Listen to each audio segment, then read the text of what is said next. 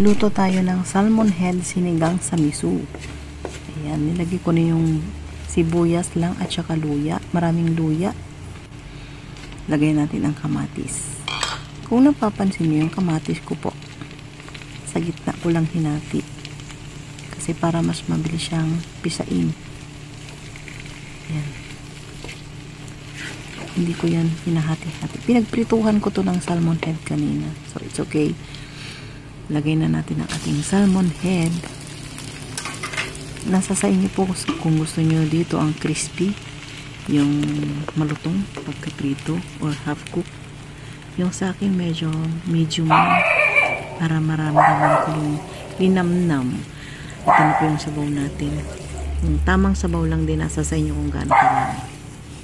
Okay. Dagdag na natin ang ating talong kasi kumukulo na siya. Ayan. Talong.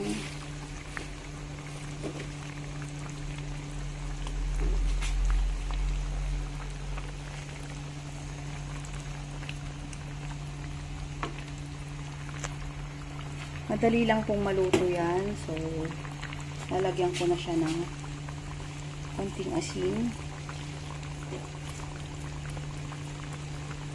Tapos, ilalagay ko ang aking broth cubes na fish. Ayan. Mamaya na natin lagyan ng patis kapag kulang yung asin. Takpan muli.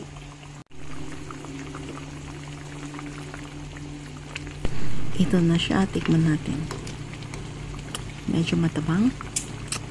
Dagdagan na natin siya ng patis. Ayan. Dagdag lasa rin po ang patis. Take note. Lagyan na natin ang ating pechay. Actually, ang the best dito is mustasa. Pero sabi ng mga anak ko, gusto nila is pechay. Kasi medyo manamis-namis yung pechay. Gusto nila pechay. Tapos meron ako napitas kanina na rosel. Sa mga Bisaya, Ilongga, Labog. Rosel ang kanyang pangalan na dako. Isa po yung pampaasim ko ito. Ayan. Ito po yung pampaasim ko. Ang kulay po ng sabaw niya is parang yung kamoting pula. Ayun, ganun lang siya. Maasim. Hindi naman siya eksaktong maasim na maasim. Parang kamote lang din siya. Yung texture niya pag naluto. Handa nyo na yung plato nyo at mapapakain kayo ng marami. Sarap. Pagkulo na ito, ready to eat. Ayan na po. Saglit lang pong maluto yan.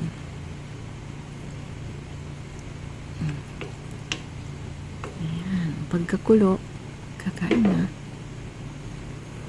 Ito na siya. Ready na. Kain na. Thank you for watching.